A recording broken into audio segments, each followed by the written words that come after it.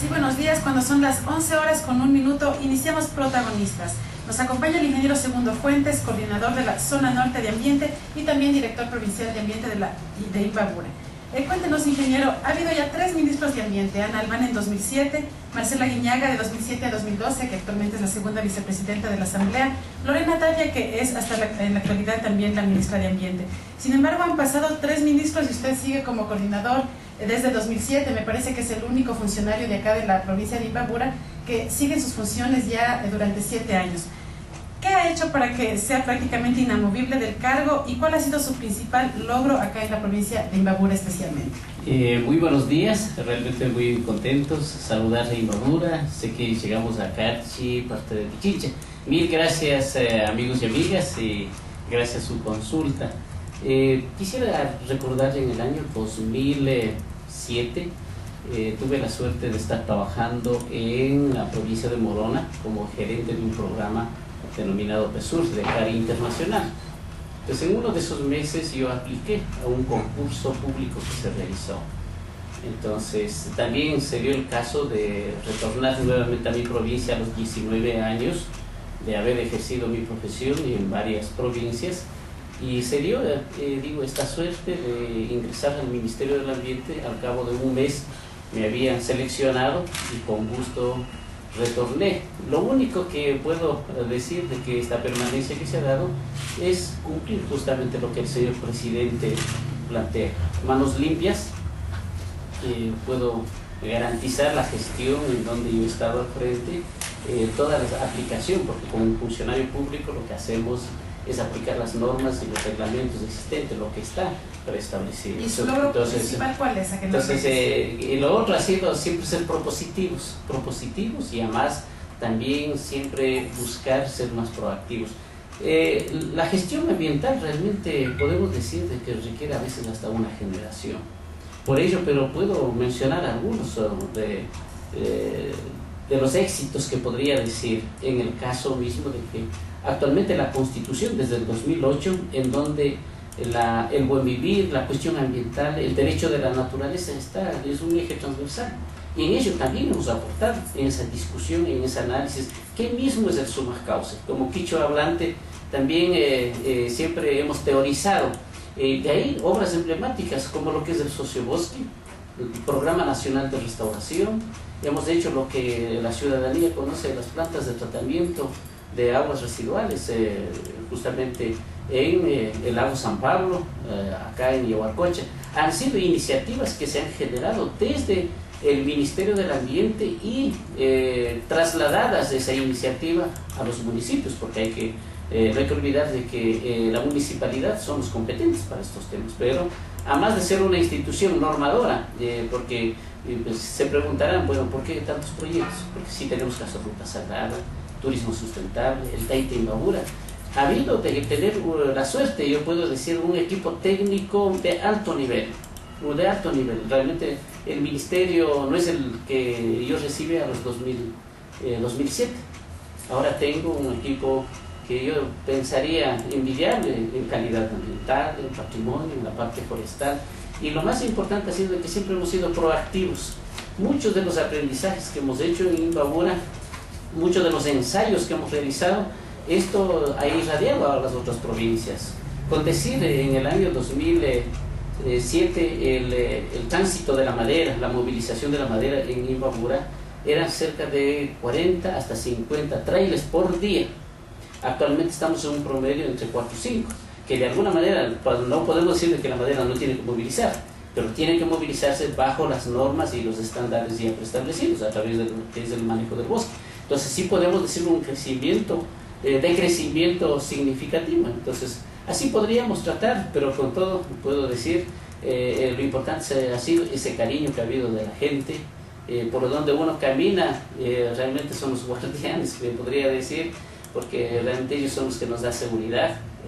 Creo que es de conocimiento público también. Yo he tenido 2 atentados justamente en esta gestión del Ministerio del Ambiente, una por el sector maderero, pero la mejor seguridad ha sido la gente, los ciudadanos, y por ello un agradecimiento profundo a todos. Ingeniero, ¿se tiene conocimiento de que existe mal funcionamiento de la planta de tratamiento de la laguna Yaguarcocha? Al parecer la laguna estaría contaminada. ¿El Ministerio de Ambiente tenía conocimiento de esta situación? Cabe mencionar de que esto inicia el Ministerio del Ambiente, la intervención en el lago San Pablo inicia en los 2008, cuando en su debido tiempo era Fonsalsi, que era parte de la municipalidad, y creo que después se desintegró dentro del cambio institucional. Fue los primeros recursos que se realizaron. En el 2008 terminamos la primera, llamémosle la primera fase de intervención, en donde se hicieron la compra de la draga, el retiro de las collas, todo esto, ¿no? Entonces fue la primera parte. Después, igualmente, cuando el señor presidente también da como decreto de más que, digamos, de estado, más que de emergencia, sino de excepción, el Ministerio del Ambiente fue muy proactivo de diseñar un proyecto, y dentro de ello, justamente lo que usted menciona, es la planta de tratamiento. Entonces, este proyecto es denominado Manejo Integral de Yaguarcocha, ejecutado por la municipalidad, y nosotros de hecho revisamos, analizamos, fiscalizamos. Se ha ido terminando, digamos, los diferentes componentes. Una de ellas era la repotenciación del laboratorio de MAPA, ¿no? Entonces hay muchos recursos invertidos allí. Igualmente también la planta de tratamiento como una de las actividades. Y puedo mencionar de que se han hecho los diferentes estudios. Entre las plantas compactas que se denominan, son tecnologías bastante probadas. Nosotros tenemos mucho respeto que cada municipalidad con los recursos diseñen e implementen, y en este caso se realizó. Puedo comentarle de que hace no más de unos 3-4 meses el proceso de validación, porque igual hay que ver que es una situación técnica que requiere ser revisada. Y he escuchado, podría decir con un poco de lamento, desde la municipalidad, ¿no? Porque lo importante es que actualmente las autoridades que están en gestión han recibido, digamos, esta obra casi terminada. Lo importante es probar, validarle, porque es importante ver que una planta de tratamiento no puede estar a la perfección. Siempre necesita validarlo, revisarlo técnicamente. Entonces, tiene su estudio técnico, se implementó con seguimiento, igualmente también con el acompañamiento del Ministerio, y por el momento podría mencionar de que está ya a funcionamiento, y hay que revisarle el estado que se da. Entonces yo había solicitado un informe técnico. En los próximos días tendremos también un criterio asidero referente a este tema. En su consideración como profesional en el ambiente, ¿usted considera que esta planta debería ser retirada o debe permanecer con algunas adecuaciones? Bueno, yo puedo reiterar de que eso tiene que continuar, porque tienen estudios que dieron esa posibilidad a través de un diagnóstico. La ubicación, justamente por la dimensión que tiene que estar. Bueno, es importante reiterar esto de que decir de que tengamos estudios que validen, estudios que permitan dar la solución. En el caso de que los estudios, demuestren que sulfatos están contaminando la laguna por medio de esta planta, ¿qué acciones puede realizar el Ministerio de acuerdo a las competencias que ustedes tienen?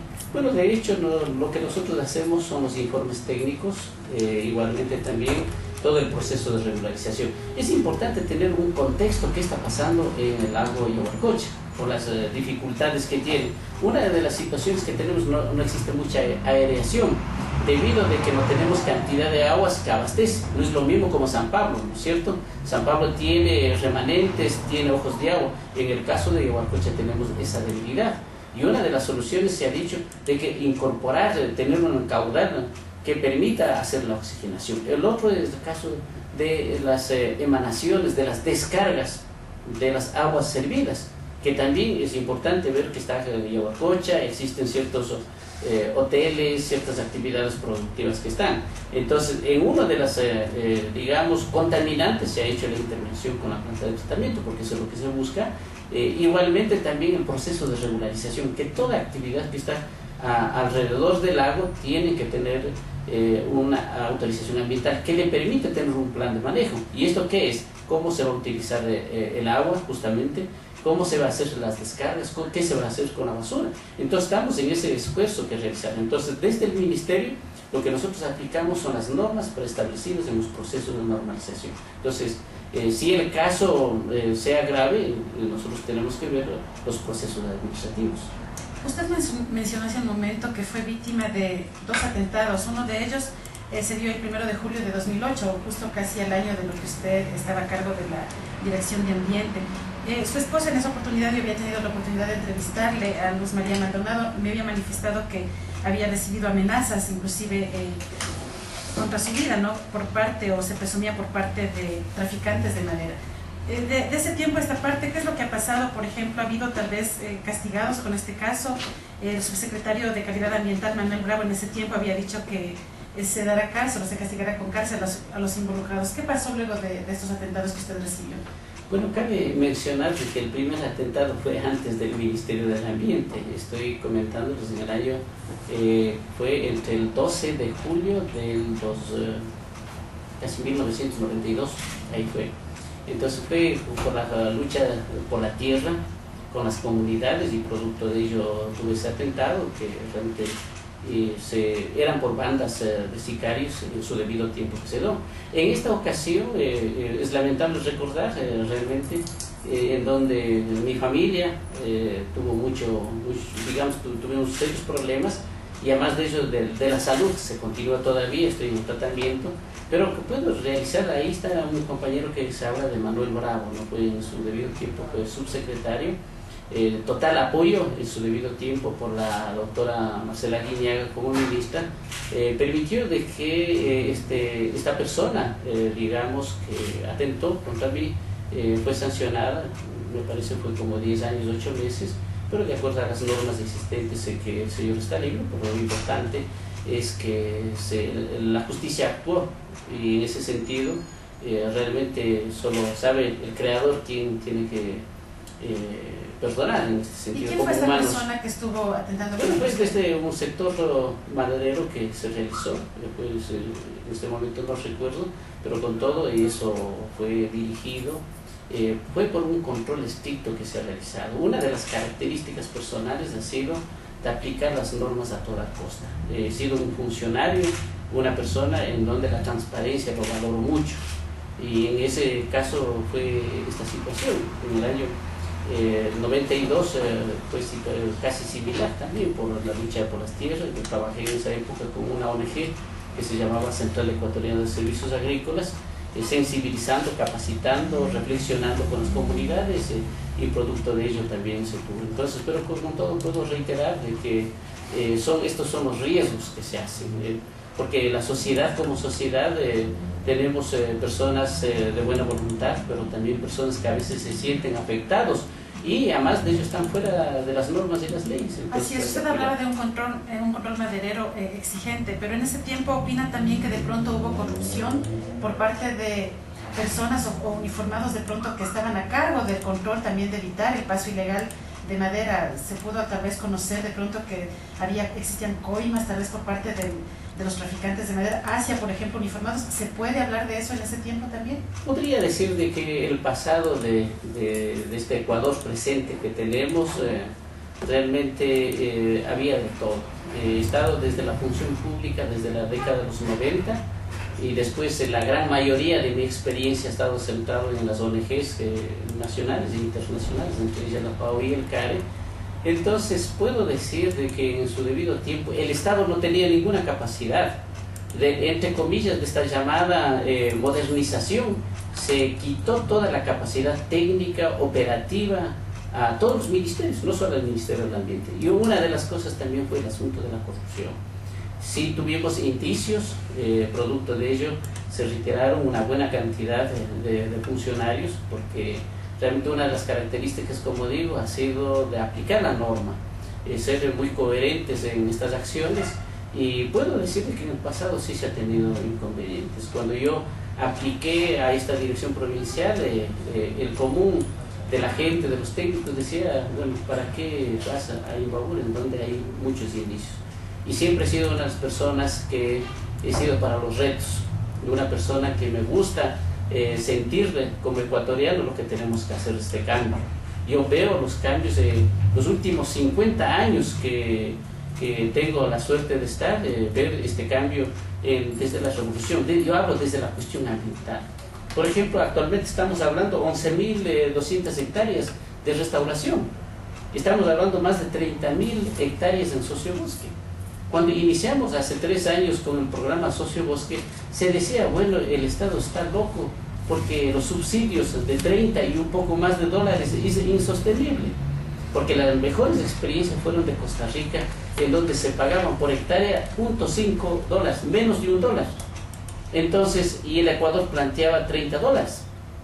Y además de ello, la meta ha sido para cerca de 4 millones de hectáreas. Ya estamos con el 50% de ese avance que se tiene. Entonces son cambios desde la cuestión ambiental radicales. En el caso de la gestión ambiental, exclusivamente de calidad ambiental, antes no se tenían normas, cualquiera podría contaminar. Actualmente nosotros, bajo el Sistema Único de Información Ambiental que se llama SUIA, ahora ya no es necesario de que el funcionario vaya, o la persona, digamos, como usuario, vaya a nuestras oficinas, sino ingresa bajo, en este caso, el Internet, y tenemos la emisión de las licencias ambientales online. Entonces, hay cambios. Los que hemos vivido en esta situación, hemos soñado de que se dé, hay mucho que hay que hacer, pero hay cambios significativos que creo que Ecuador conoce, y la situación que estamos realizando, viviendo en la cuestión ambiental, veo de que cada vez estamos a veces sancionando, porque también, como no se olviden de que el Ministerio del Ambiente es una institución rectora de la gestión ambiental, no siempre somos generadores de proyectos, sino controladores de los proyectos. El 23 de octubre, por mandato presidencial, se había declarado de emergencia la laguna de Yaguarcocha, prohibiendo cualquier tipo de descargas y cualquier actividad que genere impactos ambientales en la misma, ¿no? ¿Qué se logró con este estado de emergencia, ingeniero? Uno, diseñar el proyecto a cargo de mi equipo técnico, hicimos un diagnóstico básico a su debido tiempo. Eso ayudó para que nosotros podamos tener ya algunas líneas estratégicas. Entre ellas, por ejemplo, era realizar un plan de manejo. Yaguarcocha tiene un plan de manejo, justamente realizada por los técnicos de la Universidad Técnica del Norte, porque nosotros entregamos el recurso, la municipalidad, bajo el concurso y el debido proceso, realiza esta licitación, y la Técnica del Norte fue la encargada en realizar. Entonces hay un plan de manejo, entonces hay que aplicar ese plan de manejo, hay que darle seguimiento y evaluar ese plan de manejo. Otra de las acciones que también, toda el área verde que se ve alrededor de los jardines, son 100 unidades, digamos, de jardines que están establecidos. Entonces son fondos del recurso, son fondos del Estado que se ha facilitado. Igualmente la planta de tratamiento que habíamos hablado, igual puedo reiterar el mejoramiento de lo que es el laboratorio de mapa. Recuerdo más como cerca de unas 100 hectáreas de plantaciones, pero el Ministerio, justamente en alianza a su debido tiempo, se realizó mucho más allá, también con los propietarios locales. En la parte alta tenemos la hacienda El Pantanal, en la cual existen 200 hectáreas bajo programa Sociopáramo, que también es otro programa de incentivo directamente al cuidador del páramo. Tenemos cerca de 1.700 hectáreas con la comunidad de Angochagua, con todas las comunidades de la parroquia. Igualmente también se está ejecutando. Entonces, podemos decirte que desde la competencia del Ministerio se han implementado, pero siempre esto ha sido en coordinación con la municipalidad, igualmente con las juntas parroquiales que se encuentran en el territorio. En el caso de que el informe que ustedes obtengan de que la laguna está en mal estado, ¿se puede volver a declarar este estado de emergencia? Por momento mal podría decirte que el estado de emergencia, bajo sus responsabilidades, tienen que tener su propia norma. En sí, si así fuere, debe ser la municipalidad la encargada, y nosotros como instituciones participantes y normadoras tenemos que también revisar. Pero con todo, no hay que, digamos, alarmarse, ¿no? Conozco sobre los estudios realizados tanto de la Universidad Técnica del Norte como también de la Universidad Católica a través de los Prometeos, que también este es un programa importante del gobierno nacional, traer científicos, gente que conoce y que venga a compartir, y bajo esa experiencia se han realizado también estos estudios. Tenemos informes preliminares, yo he solicitado a los informes definitivos, y justamente también no solo el informe, sino también que nos digan qué acciones hay que hacer. Una de ellas que me han contado es ubicar los oxigenadores, porque el problema, como reiteraba, de Yaguarcocha es esta, ¿no? El abastecimiento de agua, y eso aboca a otros problemas ambientales.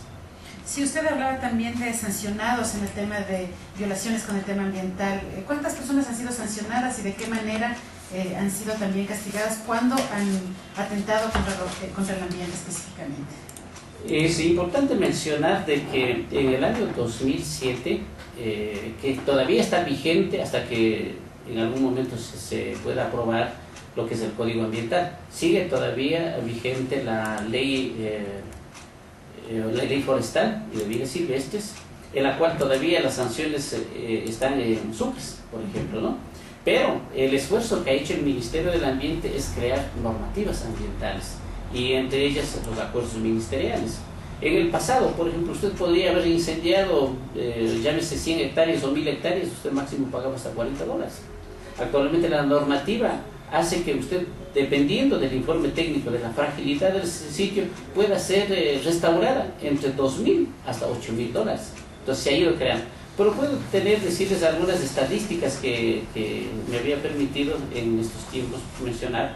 Por ejemplo, nosotros estamos hablando en el 2007, cuando ingresé, se tenía infracciones sancionadas como 11. En el 2008 tenemos 78. ¿A nivel provincial o de la zona? No, estoy hablando a nivel provincial, ¿no? Entonces, más estos datos. Igual, el año en donde más sanciones se tuvo fue en el año 2008. Y eso también es entendible por las causas que se tuvieron del atentado que le comentaba, ¿no? Porque fue todo vehículo que transitaba en la provincia de Imbabura, había un alto porcentaje que no tenía documentos. Entonces, igual de ahí hemos tenido un decrecimiento. Total, en este periodo estamos con 223 procesos. Solo estamos hablando de son juicios forestales. La función que cumple el director provincial también es un juez forestal, algo muy similar con un juez de tránsito. También se tiene ese nivel de responsabilidad que sea. Pero con todo podemos decir de que es decreciente las sanciones. Y otro de los temas que también en el año, estamos hablando del 2010, hay un repunte referente a lo que eran los incendios forestales. Entonces tenemos en el 2012 la más alta, que de acuerdo a los informes que tenemos eran de casi 220. Entonces en este año hemos cerrado con cerca de 37. Entonces podemos ver esa variación que se da, pero con todo podemos decir que el accionar del ministerio ha sido muy propositivo y se ha dado esa característica, ¿no? De que aquí sí se aplican las normas y las leyes y siguiendo los debidos procesos que es necesario.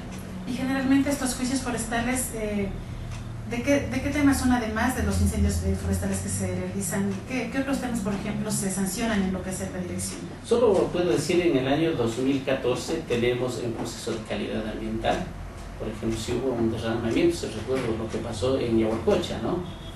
Hay un proceso que hay que cumplir, entre ellas en contaminación al agua, al aire, son 12, en tala ilegal tenemos 39 que se da. Por ejemplo, la persona que sin ninguna autorización moviliza madera también son sancionadas, en este caso tenemos 8, y pues ya sancionadas tenemos en el caso de incendios 1.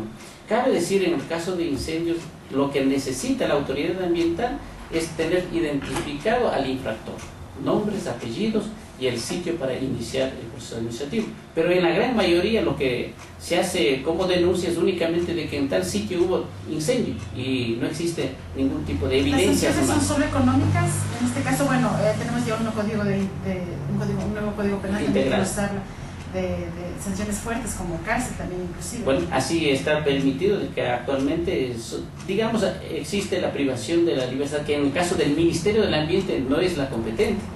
Lo que nosotros hacemos en estos temas es que una vez hecho el proceso administrativo, en la cual nosotros sancionamos pecuniariamente, que sería económicamente, pero también nosotros hacemos la sanción de restauración. Si fuera el incendio, tiene que dejar plantando. Eso es lo que... Y es necesario reformar la ley forestal. Usted me decía que está en Sucre todavía ahí Claro, y es justamente, conozco de que el nuevo Código Ambiental incorpora este tipo de innovaciones, de haber vivido durante un tiempo para poder incorporar estos elementos. Entonces, se ve esfuerzos importantes, como reitero, ahora actualmente para decirles de que con el derecho de la naturaleza realmente ha ayudado muchísimo para que las sanciones administrativas sean tan efectivas. En el pasado existía cualquier tipo de anomalías o cualquier tipo de disculpas que podrían al margen quedar la norma, pero actualmente con el derecho de la naturaleza, con la aplicación, yo vería que ha sido efectiva. Y además de ello sabe la población de que no puede talar, no puede movilizar, pero también existe gente que por desconocimiento y a veces del sector maderero por cuestiones económicas lo realizan las infracciones. Entonces estamos permanentemente socializando, compartiendo a la gente para que se pueda, que conozca lo importante, que conozca, en la cual los medios de comunicación han sido los mejores aliados en la gestión que estoy realizando. Ingeniero, usted hablaba sobre el derecho de la naturaleza. ¿A qué se refiere este derecho? Este derecho de la naturaleza está centrado más exactamente en los derechos que tenemos los humanos. Desde la cosmovisión de los pueblos originarios, los animales, igualmente las plantas y los minerales, que es parte de este mundo viviente del Suma Causay, son mundos que sienten, piensan y actúan. Ejemplo, vamos a decir los animales. Ellos piensan, ellos sienten y actúan igual que nosotros como los humanos. Igualmente las culturas antiguas también existen especies que, como caso de árboles, de hierbas, de bejucos, lo que sea, que también son hombre y macho, son caliente y frío. Entonces, bajo este concepto del derecho de la naturaleza, hace que tenga la naturaleza, sea sujeta de derechos igual que nosotros como los humanos. Entonces, eso es, digamos, es innovador. Por ello, Ecuador está, digamos, a nivel mundial, una constitución la más innovada, porque damos la categoría de derecho a ese ser viviente, y considerando que no somos los únicos, los humanos como seres vivientes, sino los otros seres reconocen el Suma Causay. Entonces, más que una idea revolucionaria, es una ley revolucionaria que estoy seguro, los que ya más o menos tenemos una edad superior del medio siglo, o quizás no lo podamos vivir, pero sí para nuestros nietos, sí para nuestros hijos, porque siempre retomamos, por ejemplo, de hace 150, 200 años, en donde las poblaciones todavía tenían un ambiente sano. He tenido la suerte en el año 2000 a 2005 estar con un programa trabajando en la Amazonía, de estar por Transcutucú, por esos sitios. Todavía ahí existe vida, existe, porque la gente no necesita, toda la naturaleza le permite dar. Es un supermaxi el bosque, es una farmacia realmente el bosque. Entonces la selva le da todo. Entonces, por ello creo que de darle derecho, esta categoría a la naturaleza, es realmente una cuestión revolucionaria, como yo mencioné. Sí, tenemos una pregunta antes de irnos a la pausa desde las redes sociales. Marco Rosero nos pregunta, ¿hay sancionados en el caso del derrame de combustible por la draga en Yaguarcocha? Puedo mencionar de que se siguió el proceso, el debido proceso, igualmente en este caso es la municipalidad. Nosotros hemos hecho la resolución sancionatoria. No tengo en este momento para comentarles cuánto es las sanciones, pero es nuestra responsabilidad, ¿no? De acuerdo a los parámetros preestablecidos. Pero existen ya sancionados en este tema. Ahí existe lo que nosotros llamamos la resolución. Dentro de la resolución se incorpora cierto tipo de parámetros, como la que les comentaba, la sanción pecuniaria, como también la restauración. De hecho, la municipalidad en cumplimiento ha hecho un plan emergente y una serie de acciones que es mandatorio en una resolución. Así es, son las 11:32. Regresamos luego de una pausa con protagonistas. Búsquenos en Facebook como Radio Los Lagos Ibarra. Los protagonistas esperan sus preguntas.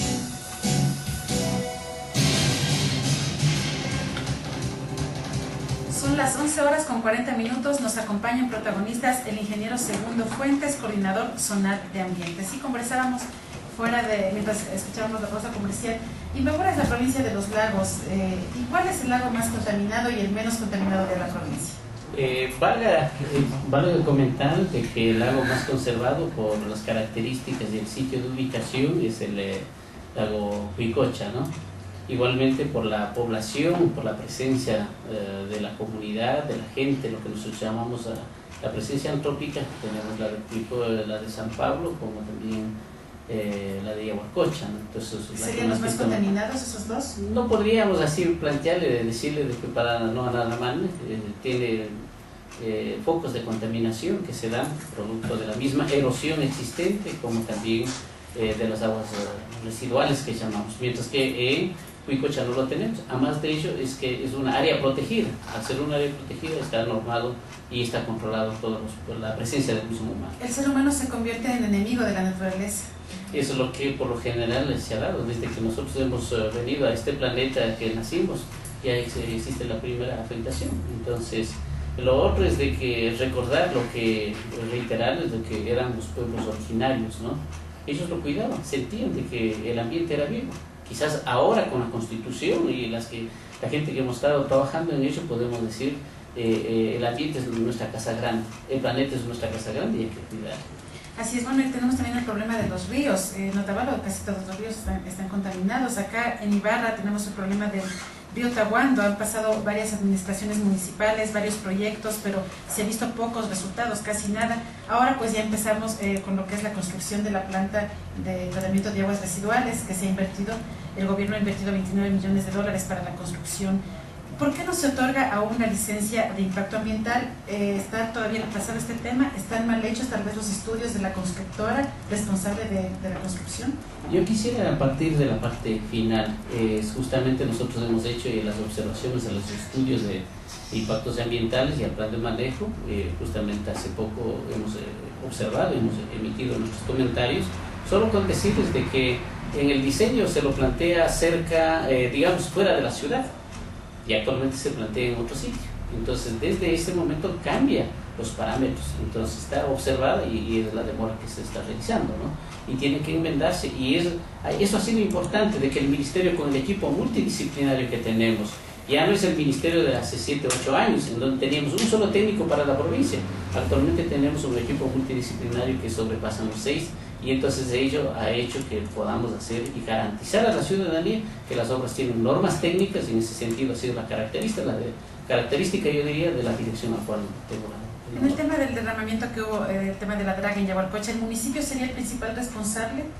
De acuerdo a las normas que tenemos, el territorio en donde está ubicado, justamente el dueño de la draga, y ahí la norma es clara, nos dice quién es el infractor, así se denomina, digamos, quién hizo el daño o no tuvo algún tipo de plan de mitigación, tienen que ser observadas. ¿El municipio en este sería? caso es la municipalidad, como a este proceso que hemos tratado. Ingeniero, ¿cuál es la situación del lago San Pablo específicamente?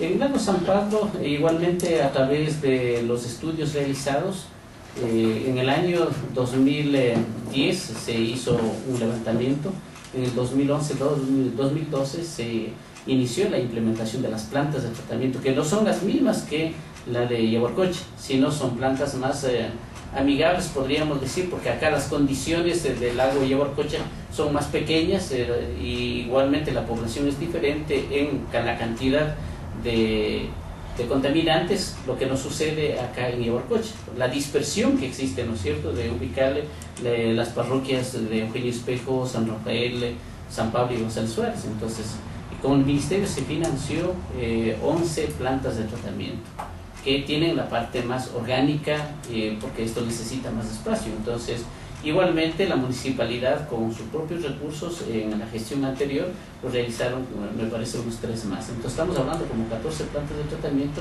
que inició a funcionar. Igualmente esto necesita ser validada. ¿Qué significa validada? Comprobar si en realidad funciona y hacer los ajustes. En el caso del lago San Pablo se hablaba sobre que uno de los principales factores de contaminación serían los químicos que se utilizan para sembrar y que prácticamente irían en el agua hasta el lago. ¿Cómo se trabaja con la población para también a ellos capacitarles y que entiendan que también depende el cuidado del lago de cada uno? Digamos, por la extensión, igualmente la diversidad de la población, también uno de los contaminantes ha sido la presencia de la agricultura y de la ganadería en la zona. Valga decirles de que tanto en los diferentes lagos la competencia es municipal. Nosotros como autoridad solicitamos que estén bajo los diferentes parámetros, y además de ello también los proyectos que son presentados, en este caso al Ministerio del Ambiente bajo la competencia, nosotros damos la viabilidad técnica y en algunos hemos financiado, como la que estamos hablando. Entonces, la sensibilización, la capacitación garantiza que tanto las obras, igualmente también la gente cambie patrones de consumo, en un momento también las actividades productivas. en la cual el pedido siempre ha sido que la municipalidad, a través de los diferentes departamentos, haga intensivamente el proceso de capacitación, porque tampoco podemos evitar y cerrar las actividades productivas, si no requieren estén normalizadas, en la que nosotros encontramos todas las actividades ubicadas en esta zona, como hoteles, hostales que se dan, los restaurantes, estamos en proceso de normalización. Tenemos ya algunas autorizaciones realizadas, por ahí recuerdo como caso Puerto Lago, por ejemplo, las Caballeras del Lago tienen sus procesos ya terminadas con la licencia ambiental o a veces las fichas ambientales, en la cual nosotros son las que normamos. Sí, Lucrecia Proaño desde Tulcán pregunta, ¿cuántas hectáreas se han deforestado en el norte del país y cuánto pierde el Ecuador por este concepto? Es importante mencionar aquí algunos datos que en el pasado se ha dicho. De acuerdo a la información externa, ¿no?, del Ecuador, hemos hablado hasta de 200 y 250 mil hectáreas año. Siendo así, Ecuador ya no tendría. Y producto de ello, hace 4 años el Ministerio del Ambiente inicia un proyecto emblemático que es para Latinoamérica denominado Gobernanza Forestal. Y gobernanza forestal es que los ecuatorianos sepamos en realidad qué hacer, cómo hacer y bajo una información desarrollada. Entonces en ella se realiza justamente el levantamiento del inventario del mapa de vegetación. Producto de ello hemos llegado de que el índice de deforestación está entre 90.000 cada año. También es alarmante. ¿En el norte del país o a nivel nacional? A nivel nacional. Pero igualmente también los mayores aportantes a esto está Esmeralda Sucumbíos, que está en la zona norte. Por ello, en el caso de Imbabura, puedo reiterar, estoy hablando en el año 2007 más o menos, el índice de deforestación era entre 4.200 hectáreas. Actualmente estamos entre los 2.000 un poco más. Ha habido, pero no la tala directamente de bosques, sino el cambio de uso. ¿Qué queremos decir? Talamos los pequeños chaparros para cultivar o hacer para pastoreo. Entonces, esos son los índices que hemos utilizado. Por ello también el Ecuador, en este caso el gobierno nacional, plantea el Programa Nacional de Restauración. Para el 2017, la aspiración es entregar 500.000 hectáreas a nivel nacional. Eso es importantísimo, es decir, si en 90.000 es cada vez que se pierden el cambio de uso, nuestro planteamiento es que hagamos 100.000, 10.000 hectáreas más. Están recursos financiados. Por ello doy este dato, por ejemplo, bastante nuevo, es decir, que tenemos 11.200 hectáreas en Imbabura en procesos de restauración. Esto significa plantar árboles en donde es factible, o si no, permitir que se regenere, permitir y cuidar, y para ello existen los incentivos. Bajo las normas preestablecidas tenemos los convenios que están a través de los GATS, y es importante reiterar las juntas parroquiales como ejecutores, la municipalidad, igualmente el Consejo Provincial. Entonces, en esa alianza nosotros estamos implementando, pero siempre con la dirección técnica del Ministerio del Ambiente, y para ello se han hecho varios estudios que nos permiten tomar decisiones y acciones, yo pensaría, más acertadas. Ingeniero, tenemos una pregunta a través de redes sociales. Pablo Bando Armas quiere saber cuál es la función de la Dirección Ambiental de Imbabura, específicamente la Unidad de Calidad Ambiental, en relación a la contaminación de la laguna Yaguarcocha, ya que se viene hablando tanto del rescate de la laguna, pero en realidad no se ve ninguna acción, principalmente en el control de basura que es arrojada por los turistas en este lugar. Bueno, yo quisiera agradecer la pregunta, muchas gracias su inquietud, pero quiero mencionar de que las competencias hay que diferenciar, porque a veces la gente y los ciudadanos mencionan de que la competencia de la basura es del Estado, del Ministerio exclusivamente, no es así. A través de la COTAC, la responsabilidad del manejo de residuos sólidos y aguas residuales son competencias municipales.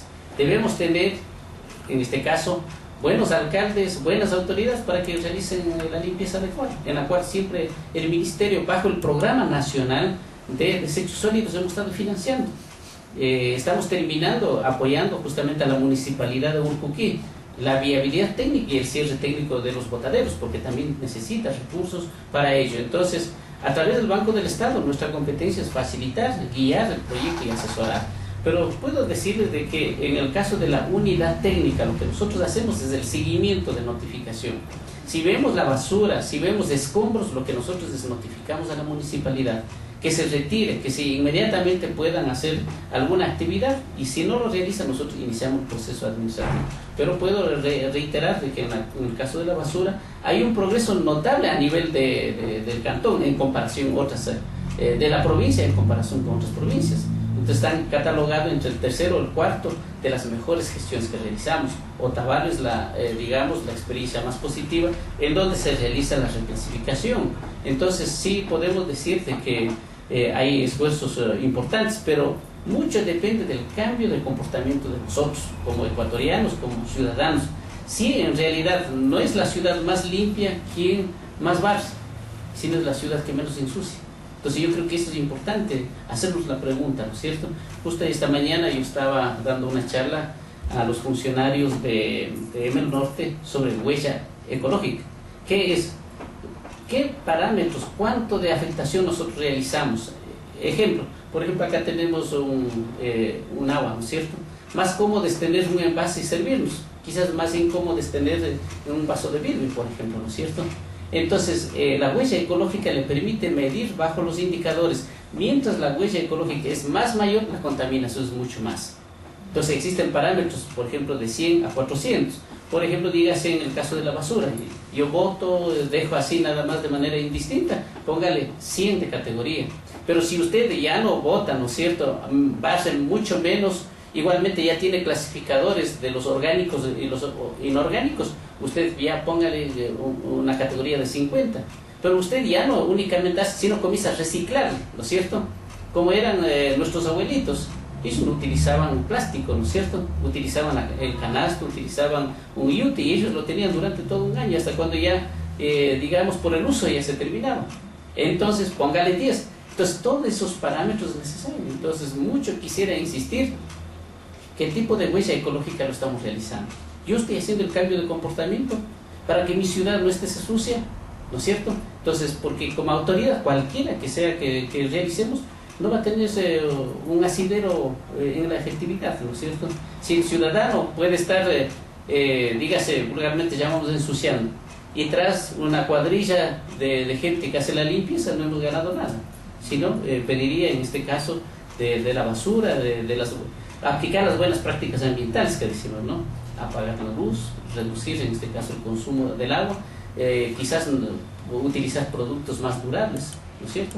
Entonces creo que por ahí debemos caminar. Sí, ingeniero, ¿cómo está el tema minero en la zona del INTA? Que se hablaba de más de 4.000 hectáreas de concesión minera, específicamente del proyecto Yulimagua. El ENAMI está ahí desde mayo prácticamente realizando lo que es la revisión, haciendo estudios. ¿Están ya listos para el tema de la exploración o en qué proceso se encuentra este proyecto minero? Lo que quisiera mencionarte es que la competencia del Ministerio del Ambiente es la licencia ambiental, que es un proceso casi la fase final, en donde el proponente, digamos el dueño del proyecto, en este caso que es INAMI, tiene que seguir el debido proceso. En este momento se ha hecho la socialización, es importante agradecer que la gente va conociendo, va observando los cambios que hemos realizado. En ese sentido hay una garantía, lo que ha dicho el señor presidente, la señora ministra Lorena Tapia, de que nosotros lo aplicaremos exactamente todos los estándares internacionales. En ello, la observación, el comentario, el seguimiento que tiene que ser. En ese sentido, puedo decir que está en la parte de la socialización, los informes debidos, tienen que hacer las mejoras, porque se hace la socialización con el fin de que la población mencione sus inquietudes, sus preguntas, sus dudas y, si es posible, las contribuciones al documento. Claro, sin embargo, existe una división que es eminente, por ejemplo, incluso cuentan con resguardo policial también en la zona de INTA, que específicamente en Junín, igual hay una persona detenida hasta el momento. Existe división en este tema. ¿Usted considera que tal vez es necesario o sería un factor viable la consulta popular en este tema, o ya es un proyecto realmente que el gobierno lo toma también como bandera? Yo mencionaría como ecuatoriano de que los procesos están, digamos, preestablecidos, hay que seguir las normas que están. En el caso de la competencia del Ministerio del Ambiente, nosotros hacemos la aplicación de la 1040, que es la pregunta, la información que tiene que realizarse. Mal podría opinar quizás en ese tema, porque no es mi competencia en la cual yo podría actuar, sino más en las cuestiones ambientales que tienen que realizarse. Por ello, nuestro cuidado siempre ha estado, ¿no? Solo puedo decir una cuestión histórica que está pasando en Imbabura. Valga un poco comentarles y quizás la ciudadanía también tenga una idea. ¿Para qué sirve la licencia ambiental? Un documento que está junto con el plan de manejo. Y el plan de manejo tiene que decir de qué manera va a utilizar los recursos. de qué manera o aprovechar en el caso de la farcha. Actualmente siempre la gente con conocimiento de los trasiegos, digamos, la cantidad de minerales que se utilizaban a partir de, llámese de un sitio que llamamos trasiego, digamos, donde se aprovecha y se emite a la parte baja y de ahí se hace la cosecha. Pero usted como profesional ambiental, por ejemplo, considera que el impacto sería mínimo tal vez, porque la zona de INTA, que es una zona rica en cobre, han dicho los entendidos, piensa que el impacto va a ser mínimo porque hay un estudio anterior que bueno es de 1996 en el que se decía que se verán afectados los sistemas hídricos y también una infinidad de pequeños riachuelos y quebradas. Entonces, le hacía esta pregunta como usted entendido en el tema, ¿cree que el impacto sería mínimo en la zona de INTA si se llegaría a explotar el cobre? Justamente yo quisiera darle, digamos, que es un proyecto similar de la FARC, exclusivamente lo que estoy hablando acá de los productos que se utilizan, ¿no? Toda licencia ambiental lo que reduce son los impactos. En este caso, lo que quería terminar la idea, en la FARC, de este trasiego que se utilizaba, que era siempre contaminante, actualmente se está utilizando el sistema cloricol, que es un sistema de túneles que hacen el aprovechamiento interno. Entonces, eso permite de que una licencia ambiental, bajo las competencias nuestras, exigirle al proponente, al minero, para que utilice. Pero dando la otra respuesta, puedo decir de que realmente existen tecnologías importantes. He tenido la suerte de estar en el exterior, más a veces por estudio, pero como migrante también, ver lo que las grandes ciudades, las grandes potencias, llamémoslo así, que lo han utilizado de manera adecuada.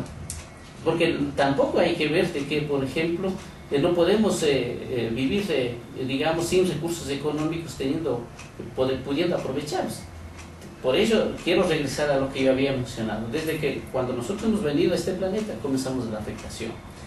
Todas las normas ambientales tienen que reducir al mínimo de lo factible, de lo posible. Para ello existen ya parámetros preestablecidos. Entonces, mal podríamos decir que no existe ninguna afectación. Sí lo existe, pero bajo las normas preestablecidas hay que hacer que se cumpla. Ingeniero, al momento, ¿cuál es la situación entre el Ministerio de Ambiente con los artesanos de San Antonio? Ellos trabajaban con un tipo de madera que está considerada en veda, me parece, pero existen quejas de que la madera con la que ahora las opciones que tienen para trabajar no cumplen los estándares de calidad que ellos necesitan para sus artesanías. ¿Cuál es la situación que están viviendo? Quisiera agradecer en ese tema que quizás es importante contextualizarle. Primero, hace unos, llámese 30, 40 años, la madera que se utilizaba era el nogal. Producto de la explotación y a veces no la reposición que hemos realizado, ya no tenemos, ya no existe el nogal. En otro momento fue el platuquero, de otra especie. Igual actualmente estamos con cedro. Y ahí tenemos una norma, digamos, que conserva el cedro. Hay un problema técnico también. Como Ecuador, estoy hablando desde hace como dentro de lo que es mi campo forestal, en la década de los 80, el Estado de alguna manera realizó investigaciones. Llamada del producto de la modernización, se perdió totalmente todas esas investigaciones, solo con decirle el Centro Forestal Corocoto. Ahí se realizaron más de 50 años de investigación en temas forestales. Porque el tema forestal no puede darse en 10, 20 años, son generaciones.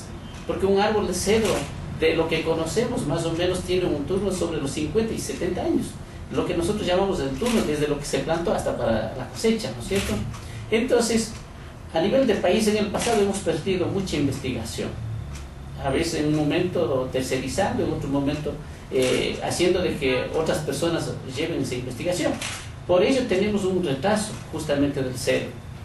Y está en un convenio internacional denominado CITES, que es por veda. Igualmente viene lo que es referente a esta especie condicionada. Al ser condicionada, como dirección provincial, se nos dificulta hacer que, digamos, un libre aprovechamiento. Por ello hemos estado reuniendo con los artesanos. Primera opción es que se pueda diversificar con otras especies, podamos utilizar otra madera.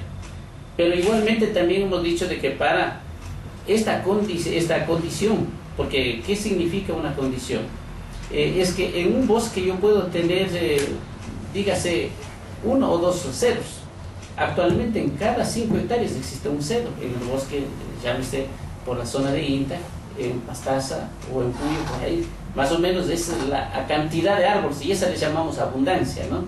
Pero si el propietario plantó, si el propietario demuestra de que existen más árboles, la condición se puede levantar a ese espacio. Entonces, en ese trabajo hemos estado encontrando, pero tenemos una debilidad de que no hay datos. No se puede conseguir cedro para la mayoría. El cedro es utilizado exclusivamente para lo que es el arte religioso.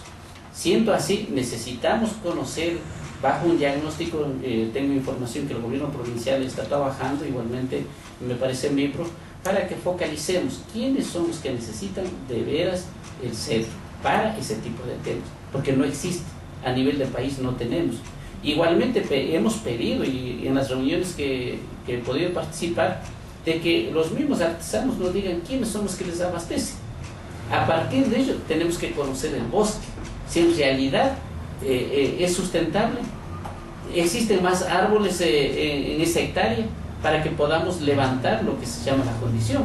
Entonces es un trabajo permanente que estamos realizando a través de un proyecto denominado Manejo y también el aprovechamiento exclusivamente sustentable.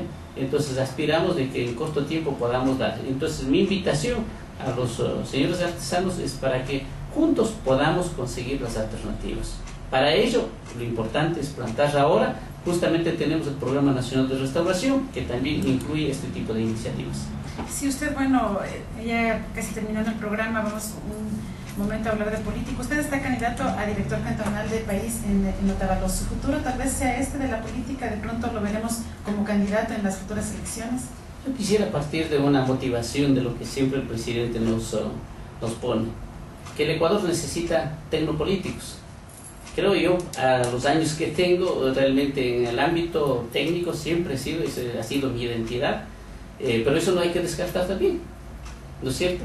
Y actualmente, como me hacía la pregunta, estoy para director cantonal de país, justamente un colectivo que se ha ido construyendo durante el periodo de mi gestión. Lo que yo he hecho es apoyar a las comunidades, a grupos, y también que ellos valoren realmente quién les está apoyando, quién les está visualizando, quién es la que les está motivando. Ha sido el Estado. En este caso, en la época de la Revolución Ciudadana, como hemos comentado, se ha hecho varias obras, y esas obras son hechas por la gente. Hemos ido sensibilizando, y han solicitado para Otavalo. Bueno, es la primera experiencia, yo le he dicho con gusto, para los retos, para eso estamos, porque nuestra única identidad es nuestra gestión. Nuestra identidad exclusivamente del trabajo cada vez más, digamos, más ambicioso, porque me identifico como un ambientalista práctico que realizo desde mi niñez, en la cuestión profesional siempre he estado. Bueno, eso no se descarta, y en la cual a través de estos medios yo creo que es importante visualizar de que también es una opción. Y corregir errores para no volver a perder, me supongo también como sucedió el 23 de febrero pasado. Realmente no lo podría decirles, porque la política es una forma de vida. Si le consideramos la política como un servicio, ahí estamos en un camino correcto. Porque la política, para poder utilizar y poder quizás dominar, no es la alternativa. Y yo recuerdo en el año, entre el 94, tuve la suerte de seguir un diplomado en política, y recuerdo de algunos maestros que actualmente también están en esta política, decían, la mejor manera es servir a la gente. Y ese servicio tiene que traducirse en una, digamos, en una acción de vida. Y por ello creo que puedo decir en Otavalo, en Imbabura, mucha gente me ha conocido de la manera de lo que se ha realizado, y qué bien que ahora se pueda servir de mejor manera. Yo creo que es una oportunidad también. Bien, ha sido la intervención de Segundo Fuentes, coordinador zonal de ambiente de la región 1. Cuando son las 12:04 damos el punto final a protagonistas. No olviden el reprise este domingo a las 12 horas. Muchas gracias.